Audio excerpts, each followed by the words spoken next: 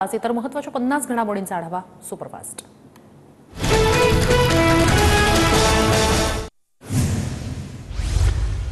जळगावच्या 40 गावांमधील वरखेडी धरणाचं काम अंतिम टप्प्यात। गिरणा नदीवर उभारण्यात येणारं वरखेडी धरण शेतकऱ्यांसाठी वरदान ठरणार।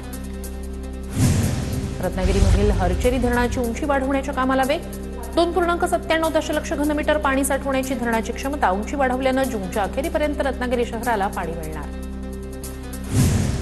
हिंसाचाराच्या 6 महिन्यांनंतरही कोल्हापूरच्या विशाळगडावरील व्यवहार ठप्पच। विशाळगडावर अजूनही संचारबंदी लागू। स्थानिकांव्यतिरिक्त गडावर कुणालाही प्रवेश नाही। रत्नागिरीच्या लांजामध्ये ठाकरे गटाला धक्का। ठाकरे गटाच्या कार्यकर्त्यांचा शिंदे गटात प्रवेश। आमदार किरण सामंत यांच्या उपस्थितीत पक्षप्रवेश। आमदार सरोज अहिरेंकडून आगळ्या-वेगळ्या पद्धतीनं नववर्षाचं स्वागत। कीर्तनकार, भजनी मंडळी तसंच साधू संतांच्या पूजनानं नवे वर्षाचं स्वागत। वारकरी संप्रदायाचे आशीर्वाद घेत नव्या वर्षाचा शुभारंभ। मंत्री राधाकृष्ण विखे पाटील यांना वसंतराव नाईक मराठवाडा कृषी विद्यापीठाची डॉक्टर ऑफ सायन्स ही मानाची पदवी। पदवीदान समारंभात विखे पाटील यांना पदवी प्रदान केली जाणार। जलसंपदा मंत्री गिरीश महाजन यांनी सहकुटुंब घेतलं श्री विठ्ठल रुक्मिणी मातेचं दर्शन। उज्जैन वाराणसीच्या धर्तीवर पंढरपुरात विकास करणार असल्याची महाजन यांची प्रतिक्रिया। सोलापूरचे पालकमंत्री दत्ता भरणे यांनाच करावं। सोलापूरच्या करमाळ्यातील समर्थकांची अजित पवारांकडे मागणी। फडणवीसांसाठी बोललेला नवस। अभिमन्यू पवार यांनी फेडला 65 किलोमीटरचा पायी प्रवास करत अभिमन्यू पवार यांनी घेतलं तुळजाभवानी देवीचं दर्शन। तर फडणवीस 5 वर्षात मराठवाड्यातील प्रकल्प पूर्ण करतील। अभिमन्यू पवार यांच्याकडून विश्वास व्यक्त। ज्या संभाजी भिडे यांनी ज्योतिराव फुले यांना देशद्रोही म्हटलं, त्याच भिडेंचा मुख्यमंत्री फडणवीस यांनी आशीर्वाद घेतला। मग आता भुजबळ गप्प का? सचिन खरात यांचा सवाल। नाशिक मर्चंट बँकेच्या मालेगाव शाखेतील हवाला कांड प्रकरणात ईडीकडून 2 संशयित आरोपींना अटक। दुबईला पळून जाण्याच्या तयारीत होते आरोपी। नाशिकमध्ये सोन्याच्या दुकानात हातचलाखीनं चोरी। चोरट्या बहीण भावाला अटक।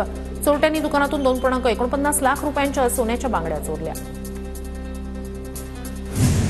अकोल्याच्या बार्शी टाकळीमधील पिंजर इथे 3 ज्वेलर्सच्या दुकानांमध्ये चोरी। चोरटे लाखोंचा मुद्देमाल घेऊन लंपास। पोलिसांकडून आरोपींचा शोध सुरू।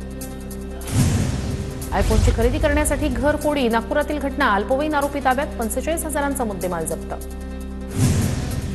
जळगावच्या मुक्ताईनगरमध्ये घरफोडीची घटना। मुलाच्या लग्नासाठी ठेवलेले 2 लाखांचे दागिने चोरट्यांनी लांबवले। एका आरोपीला पोलिसांकडून अटक। कोल्हापूरच्या कोथळीत 2 ठिकाणी घरफोडी। चोरटे सीसीटीव्हीत कैद। ग्रामस्थांमध्ये भीतीचं वातावरण। ग्रामपंचायतीनं भोंगा सुरू करण्याची नागरिकांची मागणी। भुसावळच्या फेकरीमधील जेडीसीसी बँकेत चोरी करण्याचा चोरट्यांचा प्रयत्न फसला। तिजोरी उघडता न आल्यानं चोरट्यांचा प्रयत्न असफल। अज्ञात चोरट्यांविरोधात पोलिसात गुन्हा दाखल। पुण्याच्या भोरमधील सारोळा सावरदरे गावात धारदार शस्त्र घेऊन फिरणाऱ्या अज्ञात चोरांच्या टोळीची दहशत। गावातील सीसीटीव्हीत घटना कैद। नागरिकांना सतर्क राहण्याचं पोलिसांचं आवाहन। वाशिममधील पाटणी कमर्शियल कॉम्प्लेक्समध्ये चहा व्यापाऱ्याला गावगुंडांकडून मारहाण। मारहाणीचा व्हिडिओ व्हायरल। या प्रकरणी पोलिसांकडून गावगुंडांचा शोध सुरू। सांगलीत हॉटेलमध्ये चोरी करणारी आंतरराज्यीय टोळी जेरबंद। सांगलीच्या स्थानिक गुन्हे अन्वेषण पथकाकडून कारवाई। मासेमारीसाठी साताऱ्याच्या शिवसागर जलाशयात गेलेल्या व्यक्तीचा बुडून मृत्यू। पाण्यात जाळं फेकताना तोल गेल्यानं दुर्घटना। नांदेडच्या बळीरामपुरात अवैध अतिक्रमणावर ग्रामीण पोलिसांची कारवाई। अवैध भांडपऱ्या जमीनदोस्त। अहिल्यानगर पालिकेनं शहरातील अतिक्रमणांवर हातोडा फिरवला। नोटिशीला प्रतिसाद न दिल्यानं अतिक्रमणावरून हातोडा फिरवला। पुण्याच्या खेडमध्ये व्यायामशाळेत अल्पवयीनावर अत्याचार करणाऱ्या तरुणाला 20 वर्ष सक्त मजुरी। आरोपीविरुद्ध जुन्नर पोलीस ठाण्यात अत्याचार आणि पोक्सो अंतर्गत गुन्हा दाखल। पीडित मुलाच्या आईच्या तक्रारीवरून गुन्हा दाखल। जळगावच्या पाचोरा जारगावात अनधिकृत उद्योगधंद्यांविरोधात नागरिकांचं आंदोलन। प्रांताधिकारी कार्यालयासमोर एकत्र येत निषेध व्यक्त। वाशिम जिल्ह्यात दूषित पाण्याचा धोका। 1119 नमुन्यांपैकी 36 दूषित नमुने आढळले। आजाराचा धोका लक्षात घेता जिल्हा प्रशासनाकडून तात्काळ उपाययोजना सुरू।